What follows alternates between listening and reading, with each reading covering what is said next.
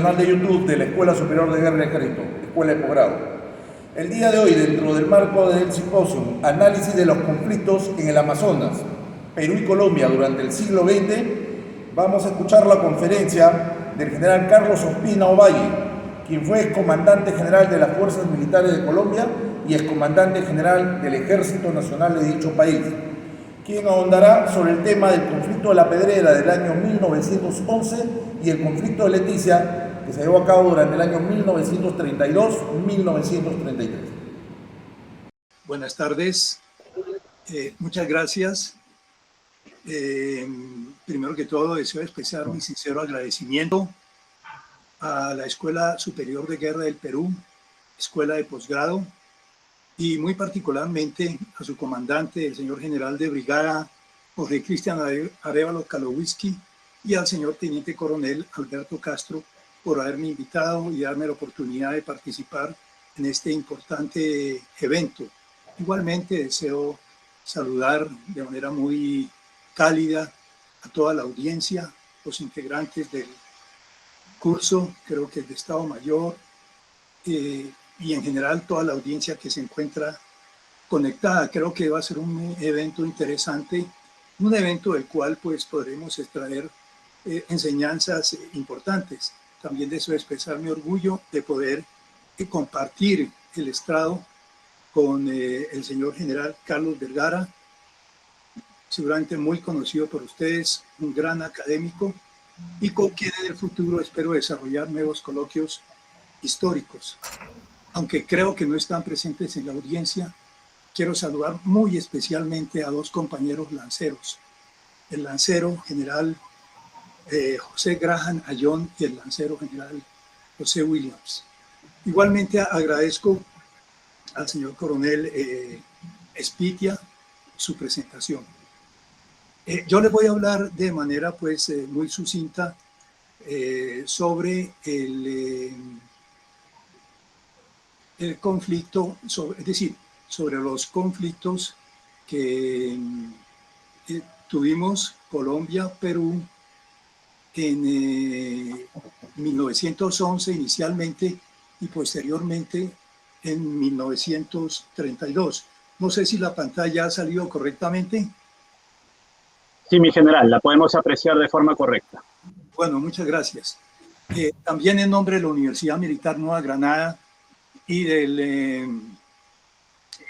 de la Escuela de Altos Estudios Estratégicos, les presento un cordial saludo y me pongo a sus órdenes en estas dos entidades educativas de Colombia al servicio pues del pueblo colombiano. La Universidad Militar Nueva Granada tiene 17 facultades, 12 escuelas de posgrado, 22.000 estudiantes, y en la Escuela de Altos Estudios Estratégicos presenta diplomados, cursos, etcétera, también para la escuela. Como decía, incidentes en Colombia y Perú son dos, básicamente, ya todos lo sabemos. El primero es la Pedrera, julio de 1911. Hay una foto de la Pedrera tomada hace poco. Se ve, pues, lo voy a mencionar, y seguramente va a ser mencionado también por el señor general Vergara, la cachua o remolino que impide paso de buques o de barcos frente a la Pedrera, y en sí lo que es la Pedrera hoy en día. Pero mire, infortunadamente y especialmente en Colombia, esta historia de la Pedrera ha sido olvidada. Yo les garantizaría que el 90% no la conoce. Por eso yo he querido traer a la memoria estos hombres valientes que fueron fieles a la frase que está ahí, en defendiendo su país, ¿sí? Y murieron de enfermedades, abandonados en las selvas, heridos, muertos, en fin, hombres que realmente sirvieron a su país y que son un ejemplo para las siguientes generaciones. Yo también quería expresar algunos conceptos. ¿Sí? La historia es en esencia una construcción mental, ¿sí? Se basa en esos tres elementos básicos: la investigación, la experiencia y la hermenéutica, o sea, la revisión académica de libros, la consulta de libros. O sea que es un proceso en esencia interpretativo a través de métodos cualitativos y cuantitativos. y por eso el resultado de la investigación es siempre diversa y en muchos casos depende de los dogmas y los sesgos propios del investigador. Por esa razón, la objetividad es fácil, es difícil de encontrar. A menos hay otro tipo de historia que es exactamente lo que yo acabo de hacer, que es la historia bronce, que es para exaltar personas, héroes, etc. También pues estas dos consideraciones sobre mi presentación, los dos episodios corresponden a situaciones diferentes dentro de un mismo marco general. Inicialmente la Pedrera en 1911 pues trasciende directamente del nivel político al táctico y entonces su presentación se hará desde un punto de vista narrativo analítico. Por su parte, el segundo de ellos, en 1932, pues está enmarcado dentro de parámetros políticos estratégicos más definitivos y evidentes. Y por eso su análisis lo haré desde el punto de vista político-estratégico. Ahora, ambos son consecuencia de las relaciones, de la teoría realista de las relaciones internacionales, en donde el Estado es preponderante y sus intereses económicos, especialmente en este caso, impulsados en la época de la primera revolución industrial, hace que se tomen decisiones de Estado difíciles, pero siempre dentro de la teoría realista. El reflejo de esto es el boom del caucho. El boom del caucho es la representación de la teoría realista de las relaciones internacionales y eso generó gran inestabilidad política en nuestros países. Yo utilicé esta bibliografía, tengo creo que 2 libros que son fuentes primarias, La Pedrera, por Luis Forero Román, un teniente colombiano que estuvo en La Pedrera, inclusive estuvo como prisionero en Iquitos. Y el último, El Mariscal Benavides, Vida y Obra, de Paquita Benavides de Peña, la hija, seguramente muy conocido allá en el Perú, que también pues, puede considerarse una fuente primaria, aunque hay algunos comentarios pues, que desvían el sentido de una fuente primaria. Esta es La Pedrera. Vemos pues el río Caquetá, La Pedrera, y seguramente Iquitos puede estar por este lado, y aquí está Leticia, de manera que a ese voy a referir en el día de hoy. Bueno, ¿cuál es el problema? ¿Cuál es el problema? El problema, como se puede ver, tiene unos elementos fundamentales y unos elementos derivados. Los elementos fundamentales a la izquierda de su pantalla, pues son fundamentales, es decir, son trascendentes, porque es la indefinición de la frontera, la diferente interpretación que se daba a la línea fronteriza de parte de Colombia, un abandono absoluto y un gobierno indiferente que estaba ocupado en sus rencillas y guerras civiles, etc. Por otro lado, de ahí se deriva intereses económicos, corrupción, tráfico de esclavos, crímenes y masacres que infortunadamente sucedieron en esa región.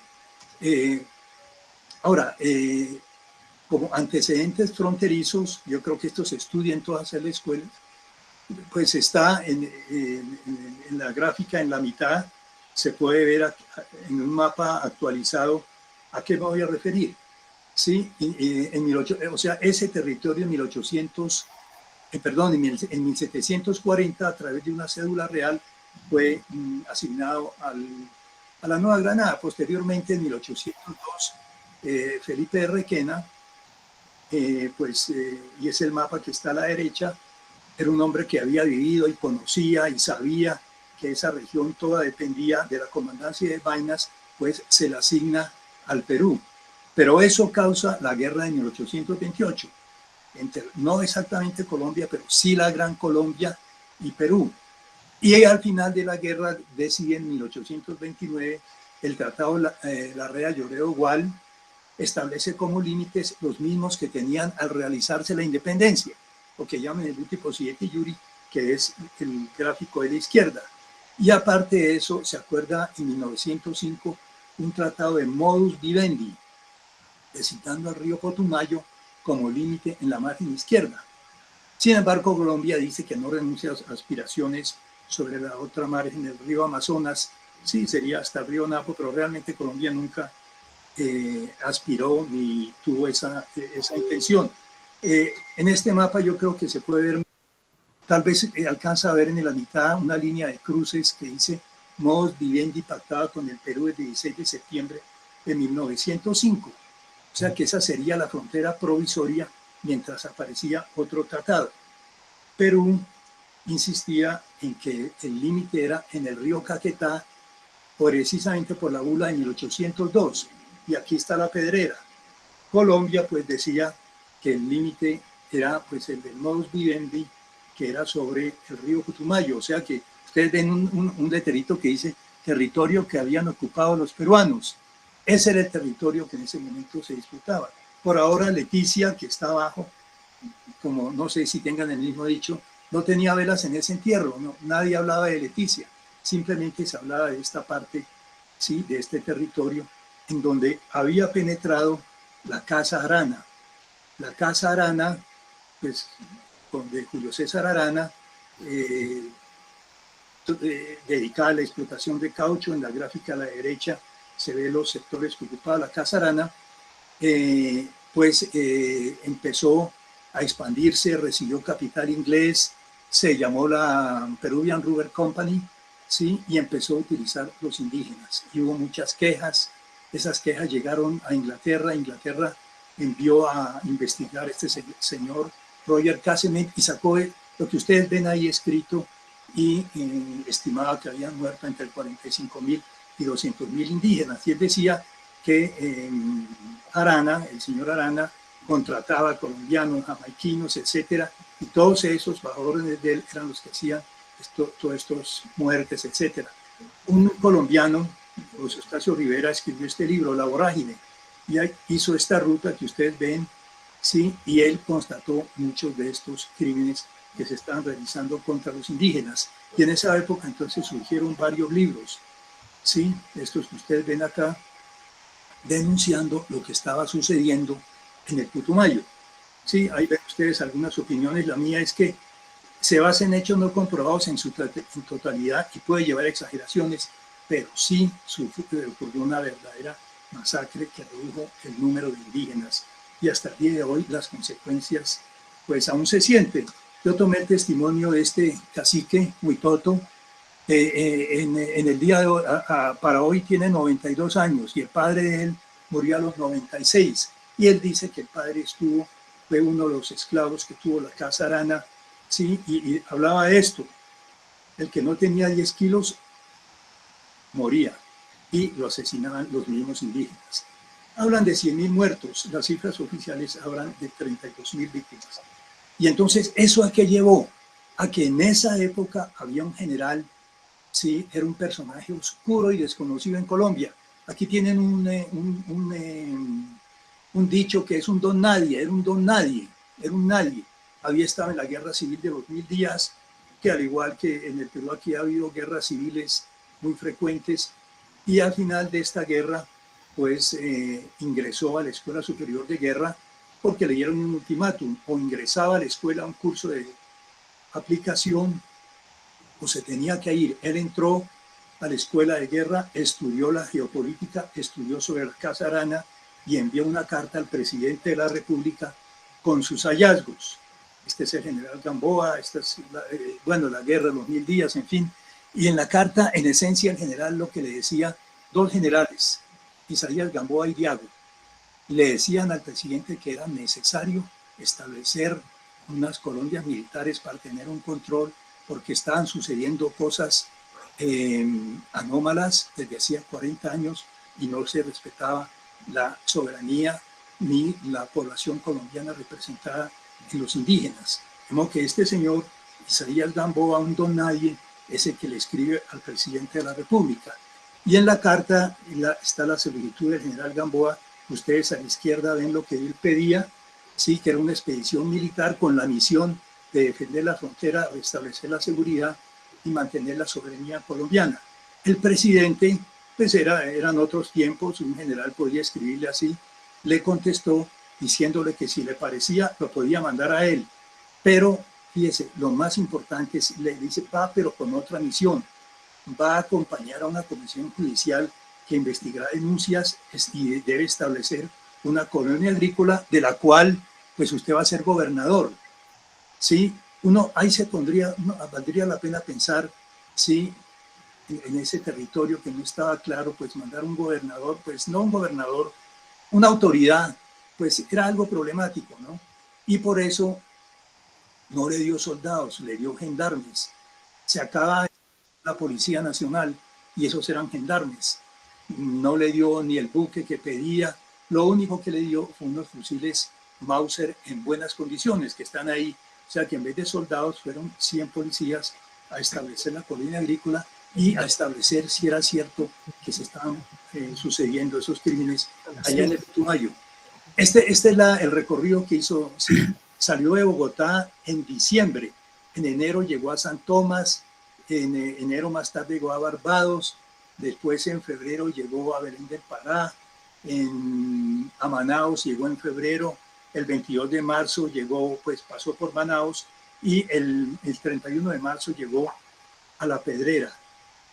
Durante el viaje murieron todos estos que ustedes ven aquí, ¿sí? Como consecuencia de las enfermedades que contrajeron en la selva y parece que llevaron un virus con ellos. El cónsul en Manaos, que era un señor Santiago Rosso, como se demoraron tanto dando esa vuelta, le informa que ya el Perú estaba informado de lo que estaban haciendo y que habían enviado otra expedición. Entonces, inmediatamente, sintiéndose débil en fuerza, solicita un refuerzo que llega a Bogotá, que lo mandan posteriormente. Cuando llega a La Pedrera, después de 4 meses, y ya con muchos muertos, de los 100 que llevaba ya habían muerto 7, entonces ordena, esto es interesante para lo que sigue. ¿Sí? Por una parte, el inicio de la investigación de abusos contra los indígenas, ahí va un general Valencia, que es el encargado de eso, se va a otro sitio a investigar, y entonces dice, si viene una expedición, me van a atacar. Prepara la comida, siembra, en fin, y hace un entrenamiento muy intensivo de tiro. Adicionalmente, y esto lo resalto, hace zanjas para los tiradores de pie con una cubierta superior con tierra de 60 centímetros.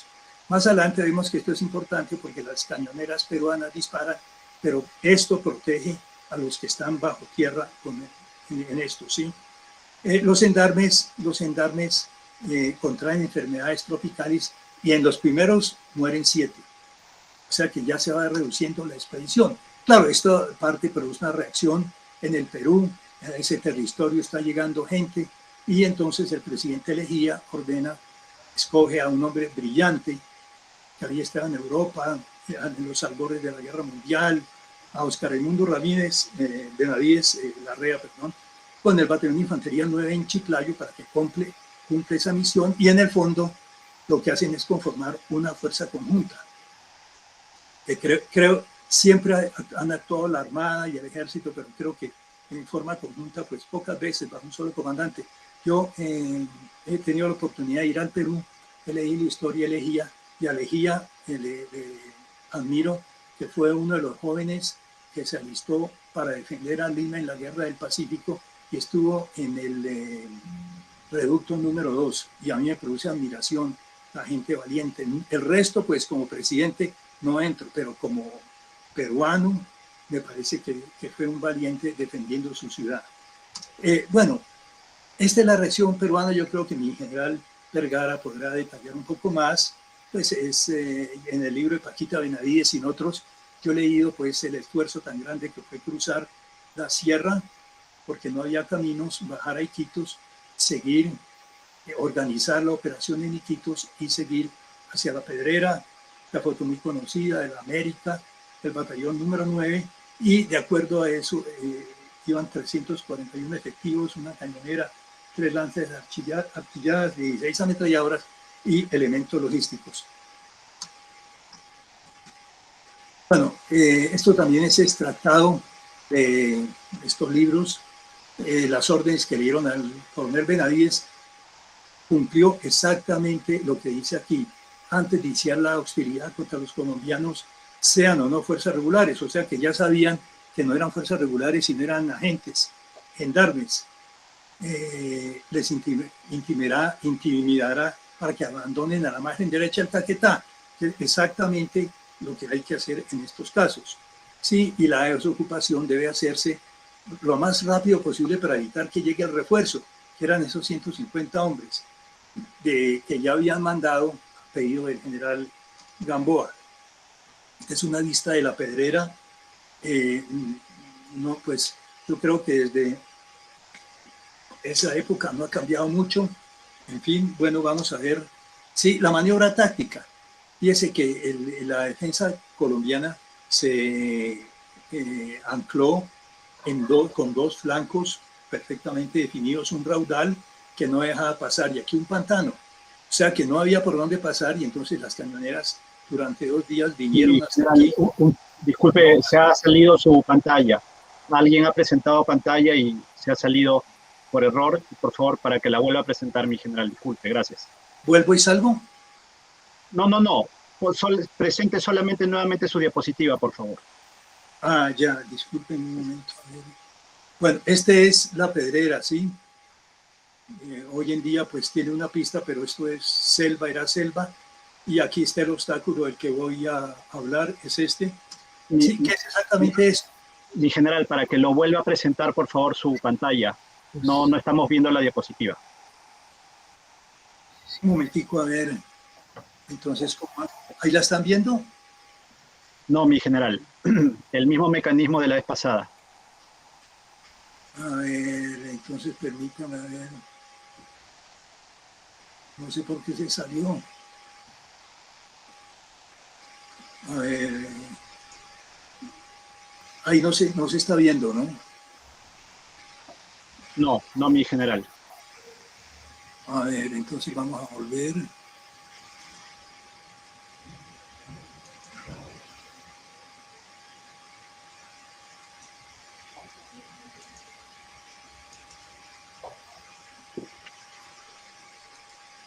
¿Ya volvió? Sí, ya está cargando, mi general. Sí, ya nuevamente, mi general. Bueno, correcto. Amplíe la pantalla nuevamente, por favor. Gracias. Sí. Bueno, no sé qué pasó, de todas maneras, presento disculpas. Íbamos aquí, ¿verdad? Sí, este es la Pedrera, es una foto reciente. Y aquí está el remolino que mencionaba anteriormente. Por aquí subían las embarcaciones peruanas y aquí estaba la defensa. O sea que era una defensa anclada entre dos obstáculos. Aquí no se podía desembarcar y aquí no se podía pasar. Por eso, en la primera fase, pues las cañoneras llegaron hasta aquí, intentaron desembarcar, pero tuvieron que volverse porque naturalmente había un fuego muy fuerte de los colombianos. En la segunda fase, que esto es mérito del general y especialmente del teniente Clavero, logran pasar este raudal que se decía y que aquí pensaban que no se podía pasar, pasó, dio la vuelta y tomó la posición colombiana en retaguardia, de tal forma que en la primera fase hubo un triunfo parcial colombiano, pero en la segunda un triunfo parcial peruano dentro de esta maniobra táctica. Y naturalmente pues tomaron por la retaguardia y las posiciones estaban aquí. Por eso digo que aquí hay un mérito de general Benavides. Aquí tuvieron muchas bajas, pero el general Benavides persistió y el teniente Clavero, un excelente comandante de la América, logró superar este obstáculo y después pasó la Loreto y logró desembarcar también en este sitio. ¿Sí? Al iniciar el combate, pues en realidad habían muerto 21 miembros de la expedición y el general Gamboa estaba muy enfermo, había 11 disponibles para el combate. Yo al principio era escéptico, pero después leyendo completo, pues vi que había una razón, traían un virus. Antes de empezar estas dos cartas caballerescas, ¿sí? Donde el que va a atacar le dice, mira, hagan el favor y se sale, que era lo que le habían dicho que hiciera, y el otro pues trata de diluir diciendo, no, espere, yo tengo que hablar, ¿sí? Y entonces le dice, si usted no hace lo que le digo, pues lo tomaré como un acto hostil, Dios guarde a usted. Y el otro le contesta, Dios guarde a usted. Es decir, algo muy caballeroso, pero pues como es la guerra también algo que lleva al enfrentamiento. En definitiva, esto le contesta el general Benavides y siempre diciéndole, Dios guarde a usted. Y se inicia lo que ya dijimos, la primera fase. En la primera línea solamente había 11 efectivos que estaban en buena forma, los otros estaban enfermos, etcétera. Hay fuego contra las naves peruanas y las naves peruanas se retiran el primer día. Sí, tienen estas bajas.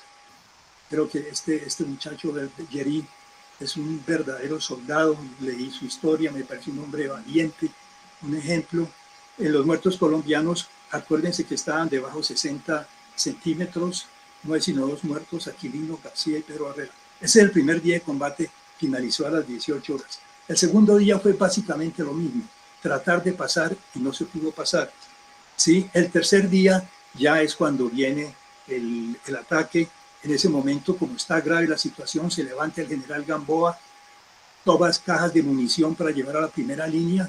Ese hombre que está enfermo se desmaya y por hacerlo mejor le han de tomar algo que lo intoxica y el general pierde el sentido y en ese momento pues se lo retiran y queda la defensa colombiana pues a cepa de mando y ya de todas maneras venía la infantería peruana y ocupa la posición un teniente Luis Forero Román y el cabo Luis Prieto y 100 gendarmes se quedan cubriendo la retirada, son capturados, heridos, algunos de ellos mueren en la Cañonera América.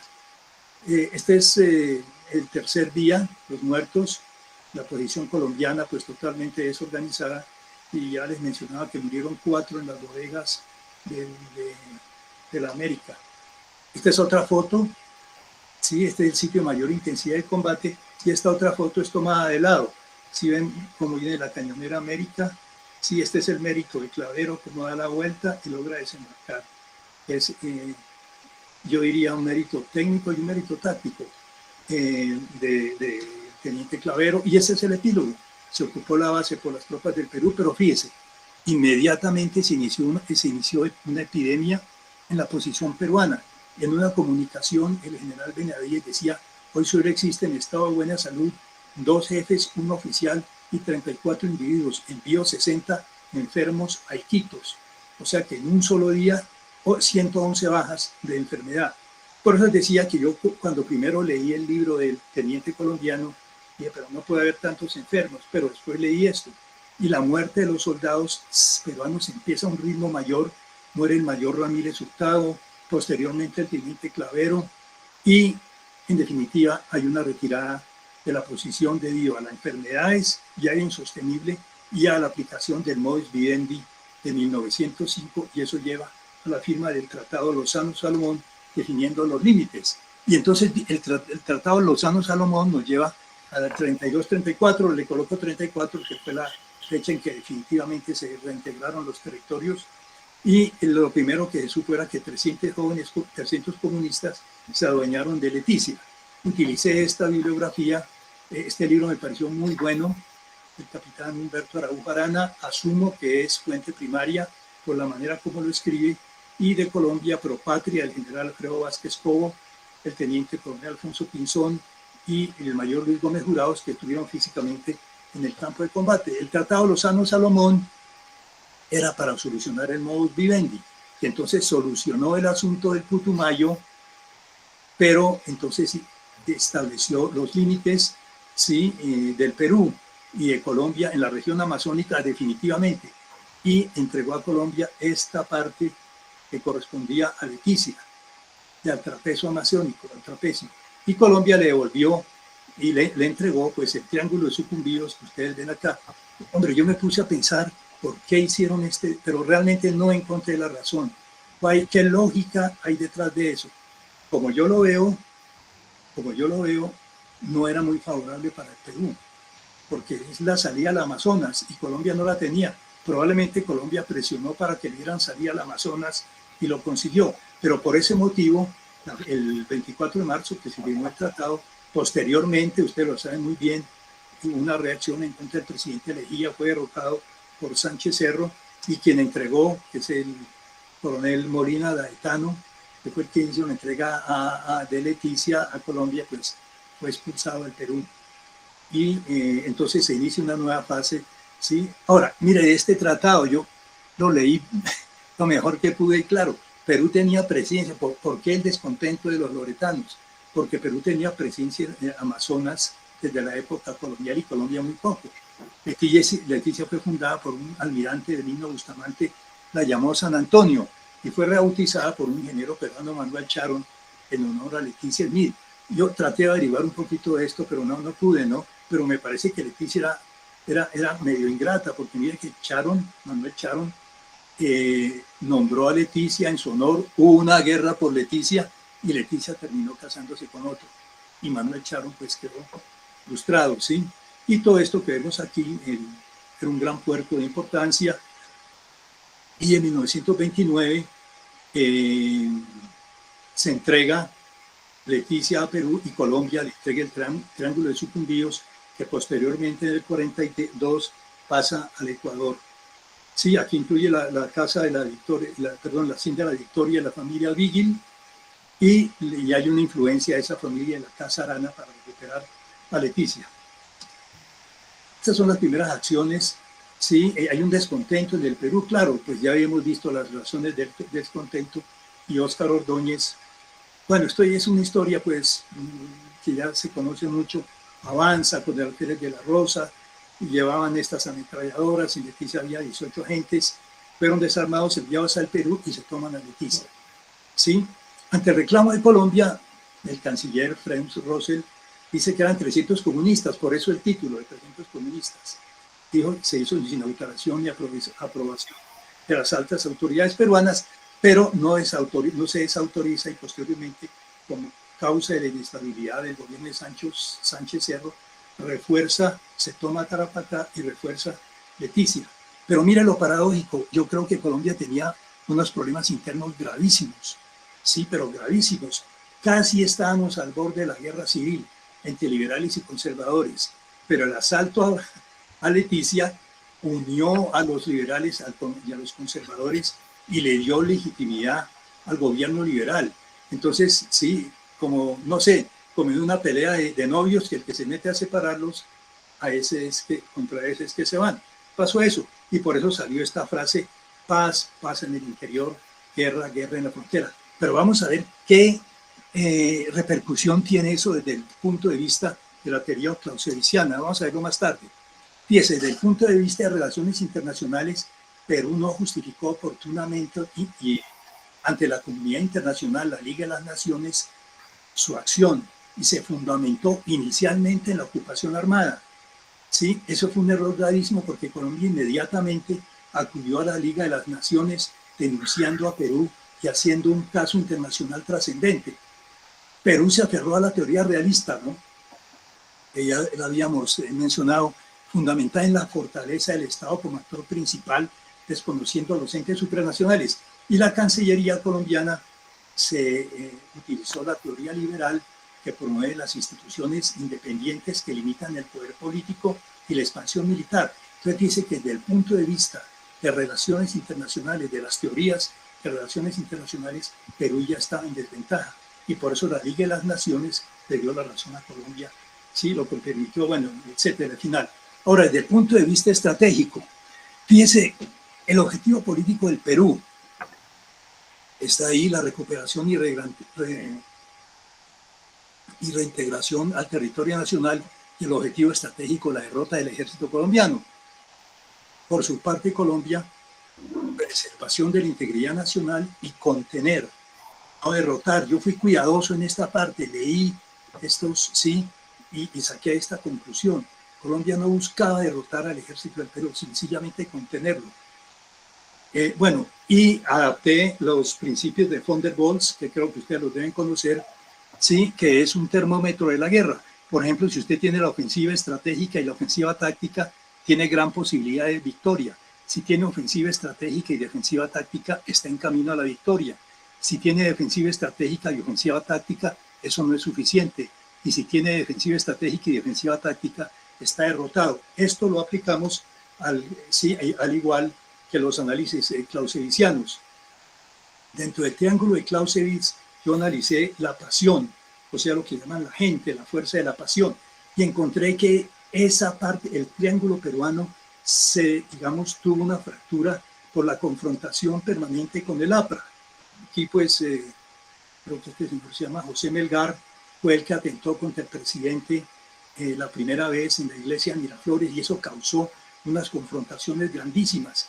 O sea que esa parte del triángulo donde se une el gobierno con la pasión de la gente, pues no estaba bien, estaba fracturado. En cambio, en Colombia sí hubo esa pasión de la gente porque los políticos suspendieron la violencia interna, y hubo un acto muy bonito en las señoras de Bogotá haciendo cola para donar sus anillos de matrimonio, que son normalmente de oro, para reforzar. No teníamos ejército, no teníamos marina, no teníamos casi aviones. Estas son manifestaciones igual en cualquier parte. Esto que ustedes ven es una facultad de medicina que se construyó con la plata que sobró después de comprar los barcos o buques que se compraron con los anillos de estas señoras. Yo creo que este es un capítulo muy interesante de nuestra historia que infortunadamente, como lo decía al principio, ha sido olvidado. Esa fue la armada que compramos. Para eso alcanzó. En este buque, el Boyacá, el Córdoba, era un buque de guerra. Le pusieron un cañón y quedó buque de guerra. Y estos cañoneros, y esta era nuestra armada con la que llegamos al Amazonas. Ahora, el centro de gravedad, ¿sí? Precisamente esa armada improvisada era el centro de gravedad porque nos daba cohesión y permitía la operatividad. Si la aviación peruana se hubiera concentrado en acabar esos buques, pues hubiera afectado el centro de gravedad y hubiera colapsado. Ahora, yo me puse a mirar del Perú. Yo creo que el centro de gravedad estaba en la agrupación militar de Leticia, no como objetivo estratégico, sino como el centro de cohesión de todo el dispositivo. Si se caía esa parte del dispositivo, pues se caería el dispositivo peruano. Yo comparé esto con los conceptos de Alejandro Magno, ¿sí? Del orden oblicuo, etcétera, y me pareció que este era el centro de gravedad, el punto culminante. O sea, hasta ahí llegan las fuerzas, ¿sí? Cuando Perú invadió estos sitios, tácticamente alcanzó su punto culminante, porque esas no estaban preparadas para una ofensiva, o sea que llegó al límite de sus capacidades, y cuando vino la ofensiva, entonces implicó la retirada de esos lugares. Por su lado, la ofensiva colombiana no alcanzó el punto culminante, ni en el nivel táctico ni en el estratégico, porque la dialéctica operacional no lo permitió. Si se hubiera prolongado el conflicto, yo creo que hubiera cambiado, hubiera llegado Colombia a su punto culminante y hubiera asumido la ofensiva estratégica peruana, pero como ya lo hemos visto, lo vamos a ver, pues precisamente la ruptura del triángulo de Clausewitz impidió que esto se pudiera llevar a cabo. Sí, el plan de guerra, pues creo que es conocido, sí, 2 líneas de acción. Una línea de acción era aislar a Leticia y atacarla de frente en 2 sentidos. Y el otro plan, la línea de acción 2, era rodear a Leticia, hacer una ofensiva sobre Puerto Arturo, hostigar a Iquitos y asediar a Leticia para que, pues, en definitiva, se entregara. Aquí hubo una participación de un general chileno, Javier Díaz, que había sido fundador de la Escuela de Cadetes, o había estado pues como asesor en la Escuela de Cadetes, y él apareció allá. En definitiva, escogieron la línea de acción número 2, y esta es la maniobra estratégica, ¿sí? Fíjese el recorrido saliendo. Esto lo hizo un buque.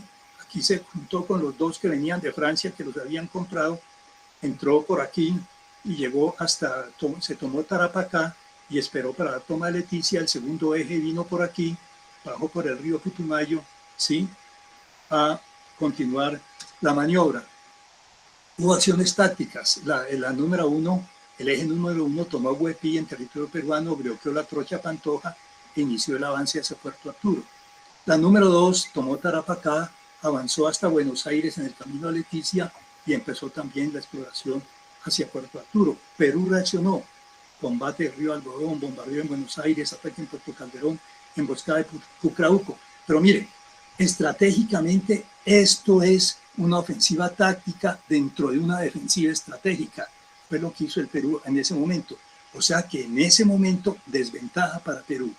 En la acción de Huepí, estuve analizando, el cabo Alberto Reyes Gamarra, héroe nacional en el Perú, murió con su ametralladora. En Colombia, Juan Bautista Solarte Obando vio que una ametralladora estaba disparando y se cogió, abrazó la ametralladora, murió abrazado a la ametralladora y los compañeros pues mataron al operador. No sé si esa coincidencia histórica es quien disparaba la ametralladora era el héroe nacional del Perú y el que la cogía era el héroe nacional de Colombia. Realmente no sé, pues es decir, podría ser una hipótesis. Bueno, estas son las acciones tácticas que se desarrollaron, ¿sí? Puerto Calderón, Puerto Arturo, en fin. La toma de Huepí es una acción de infantería muy similar, yo digo que es muy similar a la Pedrera. Fíjese, aquí había una fuerza inferior peruana, como lo había en la Pedrera una fuerza inferior colombiana. A los colombianos los atacaron con la América, la Tarapoto, la Estefita, ¿sí? Aquí atacó el Cañonero Barranquilla, el Santa Marta y desembarcó una fuerza superior, de modo que hay una similitud, ¿no es verdad?, en las acciones de infantería. Este es Tarapacá, discúlpeme que lo diga, pero mi padre estuvo en Tarapacá, participó en el desembarco. Aquí hay un pelotón del teniente Díaz y se retiraron hacia la trocha Leticia, en la trocha de Buenos Aires, y aquí esto se ocupó por Colombia. Decía al principio que al haber ocupado sin mayor fuerza el ejército del Perú, aquí alcanzó su punto culminante táctico en este sentido. En 1933, entonces, ¿cómo era la situación? Ofensiva estratégica, ofensiva táctica por Colombia, defensiva estratégica, ofensiva táctica por el Perú, que eso nos da una ventaja. Aproximación al punto culminante, ¿sí? Nosotros estábamos aproximándonos al punto culminante, Perú ya lo había pasado, o sea que estábamos en ventaja, pero había una probable transición por la movilización que estaba haciendo Sánchez Cerro, el presidente, y la Armada peruana había destinado los dos cruceros, el Bolognesi y el Grau, y el submarino creo que R1, a bloquear la boca del Amazonas, o sea que ya no entraban refuerzos colombianos por ahí. O sea que venían un alargamiento de líneas de comunicación y lo que se preveía era que Colombia iba a alcanzar su punto culminante y Perú iba a pasar a la ofensiva estratégica, ¿sí? Y por eso pues hubo desgaste físico y de material y se compró, pues en Colombia compraron estos buques, ¿sí? Y Perú también tuvo nuevo material y equipo. De manera que fíjese que entonces estratégicamente siempre hay que analizar este balance. Esto es aplicable contra al principio de la presentación, oía que mencionaban de combates contra insurgentes. Esto es aplicable. Bueno, en el fondo esa es la presentación. El fin de las hostilidades, pues precisamente vino el asesinato del presidente por este aprista, Abelardo Mendoza, cuando ya preparaban esta ofensiva. O sea que ya Perú venía a retomar la ofensiva estratégica, sí, y Colombia probablemente alcanzar su punto culminante y al pasar a una defensiva, y entonces se cambiaría lo que habíamos visto aquí, ¿sí? Colombia ofensiva estratégica, defensiva estratégica, pues se cambiaría, porque con esta ofensiva, pero no se pudo por el asesinato de Sánchez Cerro, por eso yo menciono el triángulo clauseliciano. No hubo un triángulo clauseliciano adecuado y por eso no pasó Perú a la ofensiva. Y ya después vino acercamientos entre el mariscal Benavides y Alfonso López, en fin, el fin de las hostilidades, Colombia regresa Huepí al Perú y Perú le tiza a Colombia, se firma el protocolo y termina estas hostilidades. Bueno, yo no he querido poner conclusiones precisamente para no tomar más tiempo del que ya tomé y entonces dejo aquí la presentación y agradezco la atención que me han brindado. Muchas gracias.